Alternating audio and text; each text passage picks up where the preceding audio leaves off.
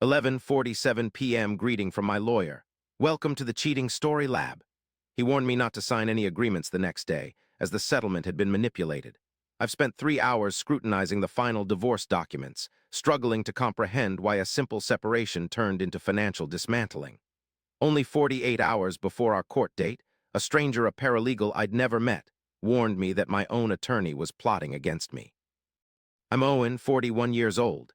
My 15-year marriage was to a woman I thought I knew, and thankfully there were no children involved, which is the only comfort in this story. 3 months ago, my wife Camilla informed me she wanted a divorce without any fuss or drama. She sat across from me at our kitchen table with a yellow legal pad, stating that the marriage wasn't fostering her personal development anymore, a phrase often used in therapy. I should have suspected then that someone else was involved, but now I am convinced of it.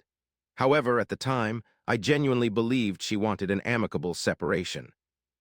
We had established a comfortable lifestyle.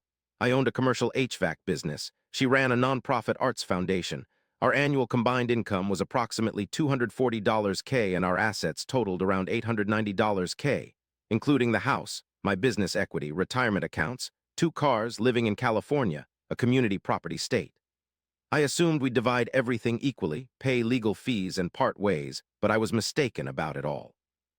Camilla retained Veronica Casalano, an attorney renowned for handling high-asset divorces, so I sought a referral from my business attorney for representation, who suggested Gregory Whitmore, partner at Whitmore and Associates, aged 47, Stanford law graduate with 15 years of family law experience. During our initial consultation, he appeared professional, confident, and reassuring, promising to safeguard my business. It's my source of income. The house is negotiable. Your company remains yours. I have already covered the $15,000 retainer fee. We initiated the discovery process in week 1, but a problem surfaced by the second week as Camilla started bringing someone to our mediation sessions. The individual she introduced as Troy, claiming he was a friend aiding her emotional processing, attended every meeting, including discovery and depositions. Troy appeared to be around 35 years old, well-dressed, and occasionally whispered to Camilla or passed tissues during intense discussions. Despite this, Gregory never raised any objections. It's common for emotional support in these circumstances, I was told, indicating that she's trying to maintain a civil environment. Behind-the-scenes negotiations were ongoing, with Troy appearing to be a therapist or life coach, given Camilla's nonprofit focused on similar areas. By month 2, the terms of the settlement began to change drastically. Initially, Gregory suggested a 50-50 split. Camilla would get the house valued at $485K with an equity of $190K, while I'd keep my business appraised at $340K. We would divide our retirement accounts and vehicles, following typical California divorce calculations. However, counteroffers from Veronica's office progressively intensified. They first requested 60% of my business equity, arguing that Camilla's emotional labor had contributed to my success. Then they demanded I buy out her share in the house at full market value while she resided there rent-free for 18 months. They added a clause obligating me to continue providing health insurance indefinitely. I resisted these demands. Gregory advised me to remain patient since Veronica was playing tough. He elaborated. Allow her client to vent. We would present the facts when they had finished posturing, but our responses, as Gregory filed them, seemed weak and conciliatory instead. He conceded minor points to foster goodwill, which later became permanent aspects of the revised draft. The business equity split rose to 55%. The house buyout remained at market value. The health insurance clause persisted, causing me to question his strategy. Gregory would reassure me with legal terminology, strategic positioning, preservation of negotiation capital, and avoidance of judicial intervention. He'd present case law, demonstrate precedents, explain why specific battles weren't worth fighting. As I am not a lawyer, I trusted him. By the 3rd month, I had agreed to terms that made no sense. I would give Camilla $267,000 over 3 years, a combination of my share of the house equity and her business contribution, while taking care of her insurance costs and all legal expenses amounting to $38,000. This was in return for me keeping my business and retirement accounts, though they would be depleted due to the settlement costs. We were set to have a final review before presenting it to the judge, and it was then that I met Adriana, a 26-year-old paralegal at Whitmore and Associates, recently graduated from law school and studying for the bar exam. I had seen her in the office but never spoken directly until she approached me in the parking lot after a final document review. "Mr. Castellanos asked me to file the final settlement papers yesterday," she whispered, casting a furtive glance at the building. "She needed me to understand that agreement was not typical." "What do you mean?" "Over the past 2 years, I've handled about 40 divorce settlements and none resembled yours." She gave me a USB drive containing comparison documents from similar cases with identical asset ranges, states, and my firm. "On examination, you can see the discrepancies. You mentioned this because I overheard Gregory on the phone last week. He was discussing your case, stating she'd receive everything necessary, don't fret. He then chuckled, saying he still believes I'm on his side." Upon hearing this, my stomach sank. I didn't recognize who he was speaking to. "You should scrutinize the roster of your wife's legal team. Investigate it thoroughly." She left before I could reply. At home, I spent 4 hours comparing my settlement with the anonymized examples provided by Adriana. As she suggested, every comparable case revealed a more even split of assets. In similar situations, the business owner retained between 75–85% equity. The house buyouts were based on equity value instead of market value. Legal fees were either divided or foregone. My settlement was unusually structured to inflict maximum financial harm on me. I navigated to Veronica Castellanos' firm website. I browsed through the attorney profiles and then checked the section for of counsel and consulting attorneys, where Troy Mendez was listed. Not a therapist, life coach, but an attorney, experienced in handling complex asset divorce negotiations and mediation strategies. He was officially associated with Veronica's firm as of counsel, meaning he wasn't a full partner but collaborated regularly on cases with them. The individual who had attended every single one of my mediation sessions, coaching my wife on strategy, was part of her legal team. I had shared all my business finances, retirement accounts, negotiation limits, and emotional state with Gregory. I handed every weakness, each potential leverage point, all vital information that an adversary would covet directly to a man who was supplying it to my spouse's lawyer. To make matters worse, I stumbled upon an email exchange, 6 months prior to her filing for divorce, with a new donor for a nonprofit event we were both associated with. His name was Troy, and he shared our passion for the arts. We had known each other at least half a year before the divorce proceedings began. I scoured through Facebook, Instagram, LinkedIn. My wife had mostly erased their connection, but Troy's professional page still displayed a tagged photo from 8 months ago of a wellness retreat in Aja that her nonprofit sponsored. He was in the backdrop of a group picture. In a shot where he was laughing, he was standing beside him. I reverse image searched and found an earlier, cached version of her Instagram profile before she made it private. 11 months passed. I posted about being thankful for new friends who accept your true self, featuring 4 individuals at a wine bar. One of them was Troy, whom I met nearly a year before the separation.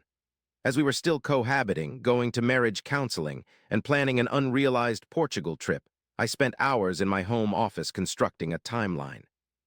11 months ago, Camilla and Troy crossed paths. They attended the same wellness retreat 6 months prior. Troy began financially supporting her nonprofit around 4 months ago. Camilla grew distant, started solo therapy 3 months back, divorce announcement 2 months ago. Troy offered emotional support now. The settlement seems deliberately aimed at financially crippling me. This was not a divorce. The operation was orchestrated as a retrieval, yet I lacked solid evidence, not tangible proof. Suspicion isn't substantiation. I required something definitive that demonstrated Gregory wasn't merely inept, but complicit. The following morning, I contacted Adriana to ask if she could retrieve Gregory's case correspondences. She mentioned attorney-client privilege protected his emails and messages, and accessing them would lead to job loss and legal repercussions. However, she cautiously added that if a bar complaint was filed, state investigators could issue a subpoena for everything. Their authority allows them to scrutinize privileged communications when there's evidence of misconduct. I needed proof to submit a complaint, enough to prompt them to investigate further. I thanked her and hung up, contemplating the ceiling. I had one edge. Gregory believed I was defeated. He thought I would sign off on the final settlement, transfer all funds to Camilla, and seclude myself in financial recovery for the subsequent decade. Without any reason to be cautious, I established a trap, contacted Gregory, and informed him about my doubts regarding the agreement's settlement. suggesting we reconsider the business equity split, keeping it at 50% instead of 55%. Owen was almost ready for court approval, he said, with annoyance evident in his voice. Reopening negotiations would cost an additional $10K in legal fees and more, he warned, adding that Veronica wouldn't budge on the issue, as we had discussed this before. He just needed to understand why so much ground was given up. After a pause, he asked if I wanted the truth, stating my case wasn't strong. It seemed Camilla's attorney had constructed a narrative suggesting that the success of our business was due to her networking and nonprofit connections. She had introduced us to 3 major commercial clients through foundation events, which had significantly contributed to our income. A judge could potentially award her 70% if we went to trial. I hadn't told you this before, he reminded me, explaining that we needed to settle. This was the settlement, sign it or risk losing even more in court. I thanked him and ended the call. After consulting a neutral attorney in San Diego unrelated to either Gregory or Veronica, I paid $500 for a 1-hour case review and explained all aspects of the proposed settlement terms, including Camilla's friend as opposing counsel, Gregory's questionable negotiation strategy, and the timeline of Troy and Camilla's relationship. Attorney Philip H. listened attentively without interruption. Upon conclusion, he requested copies of my case documents, which I provided. He called back 3 hours later, stating bluntly that my settlement was malpractice. He argued that the business equity claim was worthless. Nonprofit donor introductions do not establish a financial partnership in an LLC. The health insurance clause was unenforceable long-term. The legal fee coverage was absurd, and the payment structure left me funding her next 5 years while depleting my retirement savings. I questioned why my attorney agreed to such a deal, suspecting he is either incompetent or working for someone else. You informed him about Troy, the hidden photographs of Adriana, and her warning concerning Philip. After a prolonged silence, he suggested that if Troy and your wife had a relationship prior to the divorce and your attorney was aware of it. This isn't merely malpractice. It's fraud, a conspiracy to defraud a client, a breach of fiduciary duty grounds for disbarment. Can you substantiate this? No, but the state bar needs to receive a formal complaint, including all settlement terms, timeline details, the fact that opposing counsel were present during your mediation sessions while discussing strategy with your own attorney, and any communication between Gregory and Troy. They will investigate if they discover such evidence. If there's no evidence, you'll get a new attorney to challenge the settlement. Gregory just appears incompetent. However, if there is evidence, he trailed off. Furthermore, if they were collaborating, they must have made mistakes somewhere. People often do. I spent the following 12 hours compiling my complaint to the California State Bar. I recorded every instance where Troy was present, noted all the settlement compromises that lacked strategic rationale. Whenever Gregory advised me against resistance, I incorporated the anonymized case comparisons provided by Adriana. I appended the stored social media proof revealing Troy and Camilla's pre-divorce relationship. I submitted it at 11:43 p.m., 17 hours before my settlement was due for court approval. The following morning, I phoned Gregory, told him I was prepared to sign, asked him to bring the final documents to a coffee shop near the courthouse so I could scrutinize them one last time before the hearing. He arrived at 9:30 a.m. with a leather folder and a self-assured smile. Good choice, he said as he slid the settlement over the table. You're making the right decision, make a clean break and move on with your life. I feigned reading, then looked up. May I ask you something off the record? Of course, what is it? How long have you known Troy Mendez? Despite his unchanging facial expression, I noticed a tightening of his jaw. That was Greg, Camilla's friend who had been at every meeting. We hadn't personally acquainted ourselves. Veronica once mentioned he's a colleague. He works as a counsel in her law firm, specializing in divorce strategy. Gregory seemed unbothered by this revelation. After all, it wasn't my concern. It was intriguing, though, to have an adversary present while I was discussing strategy with you, I remarked. He isn't the lead counsel, he assists. It doesn't breach protocol. Even if Greg and Camilla had a history before she filed for divorce. His expression remained steady until you steered the conversation towards a new direction. Nowhere in particular, just curious. I handed over the settlement agreement, pushed it back across the table. See you in court. He accepted the document, nodded, and left. The hearing was scheduled for 2 p.m., standard procedure with a rubber stamp approval from the judge confirming both parties agreed, signed the order, and dissolved the marriage. However, at 1:17 p.m., Greg called me. The reasons behind Veronica's delay for a continuance due to a personal emergency have been postponed, and we will reschedule for next week.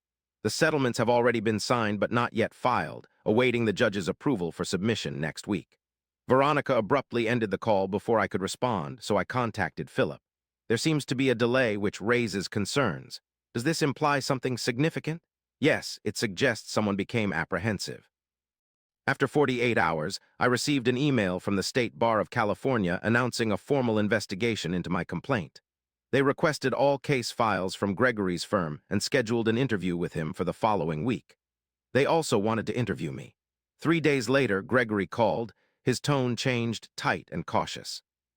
He suggested revisions to the settlement discussions, proposing a 50% business equity split again, and changing the house buyout calculation from market value to equity. I believe I may have been overly cautious during negotiations. Upon reevaluating the situation, I feel we could achieve better results. The agreement has not been approved by the judge yet. We can still make amendments before filing.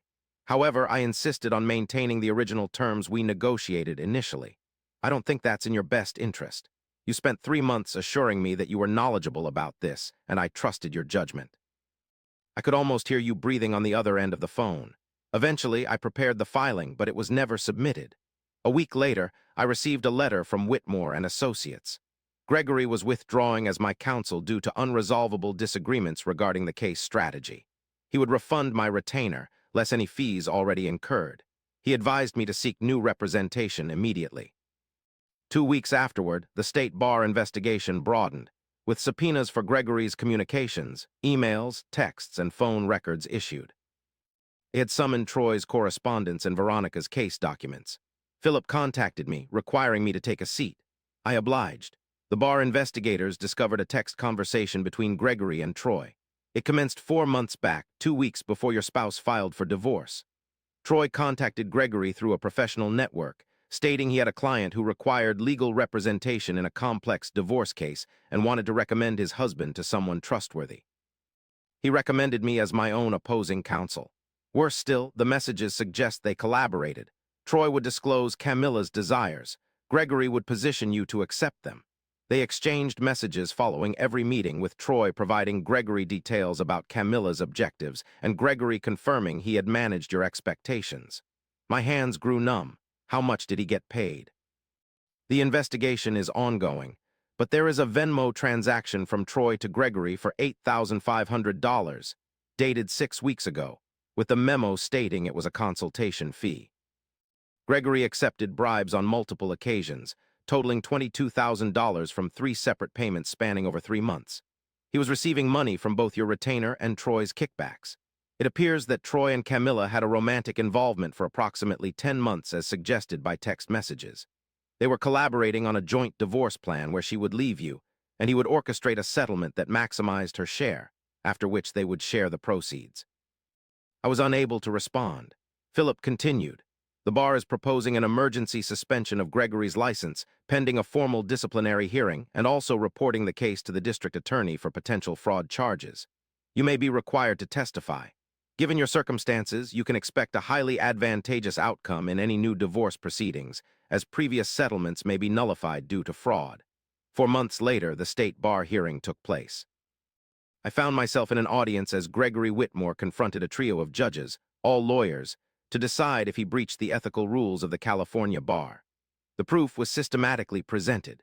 Text messages demonstrating coordination with Troy, Venmo payments, and comparison of settlement terms to standard practice, coupled with Adriana's testimony about an overheard phone call. The prosecutor, a stern woman named Helena Cross, guided the judges through each communication. She illustrated how Gregory had disguised himself as my supporter while sabotaging my case. She unveiled texts where Troy contacted me, the mark, and Gregory responded with joyful emojis. Gregory's lawyer argued that the payments were valid consulting fees, the texts were misconstrued, and the settlement terms reflected Gregory's professional judgment regarding the case's weaknesses. Then Helena presented the email. 3 weeks ago, an email was sent from Gregory to Troy regarding my case. The clients involved were completely trusting and had no suspicions. I was tasked with ensuring the acceptance of the agreed terms within 60 days, which would increase the back-end compensation accordingly. The room fell quiet. Gregory paled, while Judge Raymond Kwan, a 63-year-old family law expert, glanced up from the document. "Mr. Whitmore, do you acknowledge this email? I need to confer with my attorney." "As an attorney yourself, Mr. Whitmore, are you familiar with this communication?" "I assert my Fifth Amendment right against self-incrimination," Judge Kwan responded slowly. "The panel will take this invocation into account." He then looked at Helena. "Does the bar possess any additional evidence?" "Yes, Your Honor. We have also subpoenaed financial records indicating that Mr. Whitmore received a total of $47,000 from Mr. Mendez during the complainant's divorce proceedings, exceeding the recorded $22,000 in Venmo transactions." The panel decided after 40 minutes that Gregory Whitmore had breached Rules 1.7, 1.8, and 1.16 of the California Rules of Professional Conduct. Conflicts of interest, receiving payment from adversaries, and neglecting client confidentiality and trust. The panel additionally determined that his actions were indicative of moral turpitude involving deceit and dishonesty. Judge Kwan then addressed Gregory directly, announcing that the State Bar of California immediately revokes the law license of Gregory Whitmore, effective immediately. He was instructed to halt legal practice, inform all existing clients about this verdict, and collaborate with the bar in transferring active cases to competent lawyers. 1. The respondent is commanded to repay the complainant $15,000, including the full retainer fee and damages from fraudulent settlement discussions. As Gregory stood, his attorney murmured something. Judge Kwan proceeded without interruption. "Moreover, this case will be transferred to the Los Angeles County District Attorney for potential criminal charges under Penal Code Sections 182 and 487, concerning conspiracy to commit fraud and grand theft. Mr. Whitmore, it is recommended that you seek criminal defense counsel." The hearing was concluded. Gregory exited through a side door, his career ruined, facing possible jail time. I remained seated as the room emptied until Helena Cross approached me.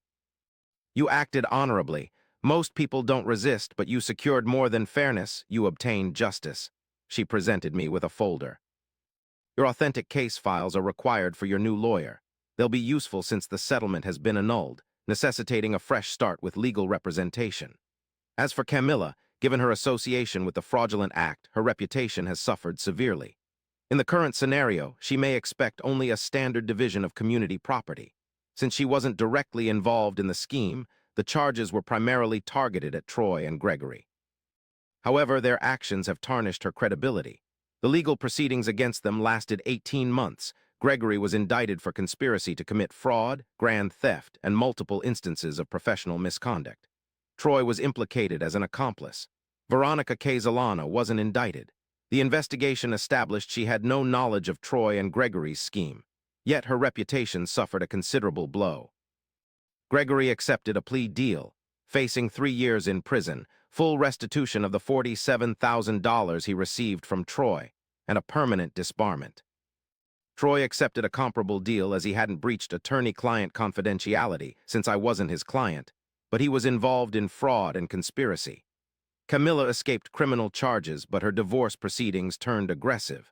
My newly appointed lawyer, Felicia Chang, suggested by Philip, presented the entirety of the fraud case.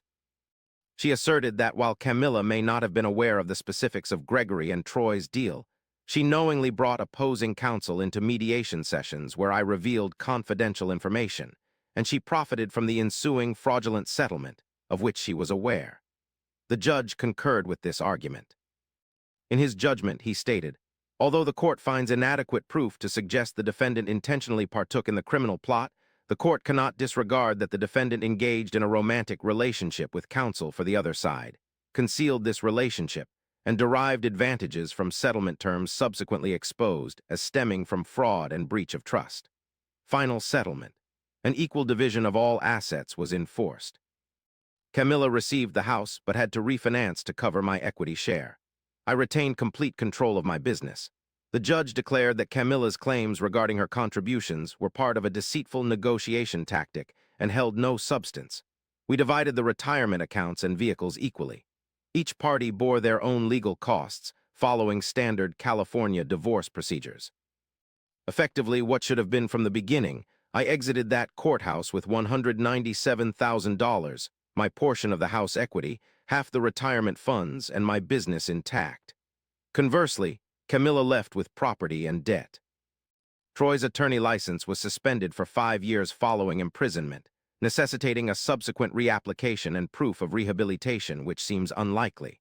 Gregory served 22 months before early release and is now employed as a paralegal at a personal injury law firm, the only legal work available to disbarred lawyers.